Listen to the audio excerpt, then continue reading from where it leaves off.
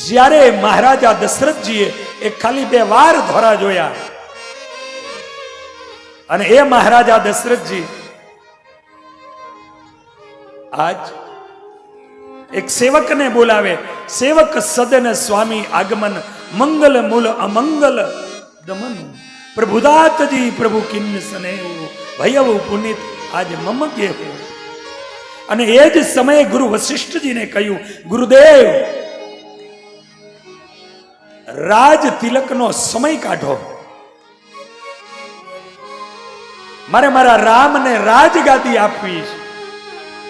અને ગુરુ વશિષ્ઠજી એમ કે રામને રાજ તિલક કરવાનું હોય એમાં મુહૂર્તો ન હોય, આવતીકાલ સવારનું મુહૂર્ત. આવતીકાલે સવારનું મુહૂર્ત. અને આ પ્રમાણે જ્યારે એને વાત કરી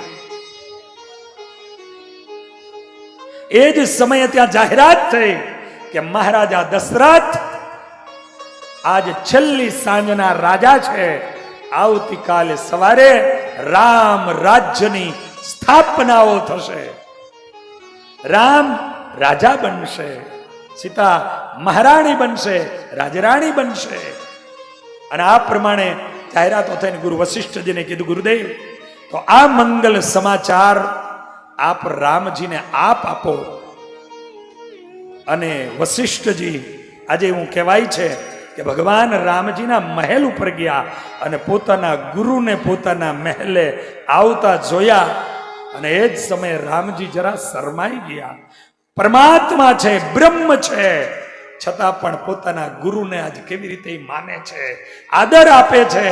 અને આજ એમ કહે, સેવક સદન સ્વામી આગમન. હે સ્વામી, હે ગુરુ, આ સેવકને આદેશ આપવાનો હોય એની જગ્યાએ સેવકના આંગણે આપ આવ્યા. સેવક સદન સ્વામી આગમનો, મંગલ મૂલ અમંગલ દમનનું. સેવક સદન સ્વામી આગમનો, મંગલ મૂલ અમંગલ દમનનું. મંગલ મૂલ અમંગલ દમનનું. પ્રભુ તાતજી પ્રભુ સનેહુ, પ્રભુ તાતજી પ્રભુ કી સનેહુ. ભયો પુનીત આજ મગેહુ, ભયો પુનીત આજ મગેહુ. સેવક સદન સ્વામી આગમનો, મંગલ મૂલ અમંગલ દમનનું. મંગલ મૂલ. હે બાપજી, આપ હે ગુરુદેવ સેવકના ઘરે પધાર્યા.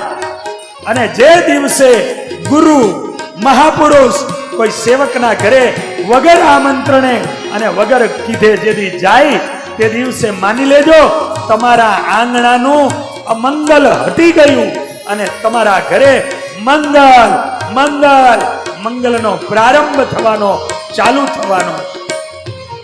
બાપજી, આજે મને સંકોચ થયો. પ્રભુતા તજી પ્રભુ કિન્ની સ્નેહ. હે બાપજી, તમે મારા ગુરુ છો, તમે પ્રભુતા તજી અને તમે મારા આંગણે આવ્યા. અરે બાપજી, આપના આશ્રમથી એક મને ખાલી જાણ કરો, આપના આશ્રમ સુધી આ રાઘવ ખુલ્લા પગે આવવા તૈયાર છે. બાપજી, આ રામ આપના આશ્રમ સુધી ખુલ્લા પગે આવવા તૈયાર છે. જ્યાં ભગવાન રામજી આજે પગે લાગવા માટે જાય, મહારાજા દશરથજીએ હાથ પકડી લીધા. રાઘવ, તમને એક શુભ સમાચાર આપવા માટે આવ્યો છું. બોલો બાપજી. રામ, આવતીકાલનો સૂર્યોદય તમારું રાજ તિલક કરવાનું છે.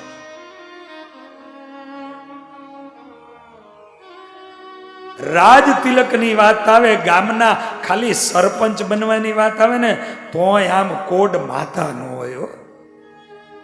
આ તો સમ્રાટ ની વાત છે. પણ છતાં મારા ઠાકોરજી એનું મન ઉદાસ થઈ ગયું. પણ આજ પોતાના ગુરુ કહેવા આવ્યા છે, તૈયારીઓ કરો, કાલે તમારું રાજ તિલક છે એવું કહેવાય છે. રામજીને નથી ગમ્યું, પણ છતાંય ગુરુ અને વડીલોની આજ્ઞા સ્વીકારવા માટે તૈયાર થયા. એની બધી તૈયારીઓ ચાલે.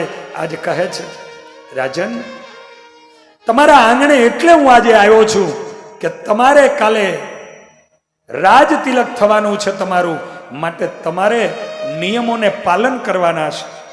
આજની રાત્રિ બ્રહ્મચર્ય વ્રતનું તમારે પાલન કરવાનું છે. રાઘવ, તમારે બધા સંયમ નિયમ પાડવાના છે. આજની રાત્રિ તમારે ધરતી ઉપર સુવાનું છે. તમારે અત્યારથી ફલાહાર કરવાના છે. આ અમુક જે તમને જપ આપું એ તમારે જપ કરવાના છે.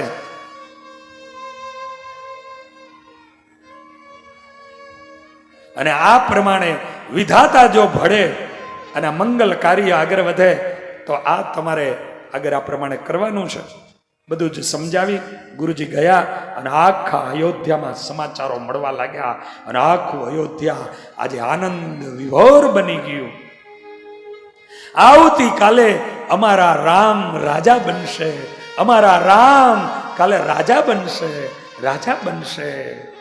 બધાને આનંદ માતો નથી. લોકો પોતાના મહોલ્લા આજે શણગારવા લાગ્યા, પોતાની શેરીઓમાં લોકો રંગોળીઓ પૂરવા લાગ્યા. આજે સુંદર મજાના તોરણો એ બંધાવા લાગ્યા. આખા અયોધ્યામાં મણીએ યુક્ત એવા મંડપો રોપાવા લાગ્યા.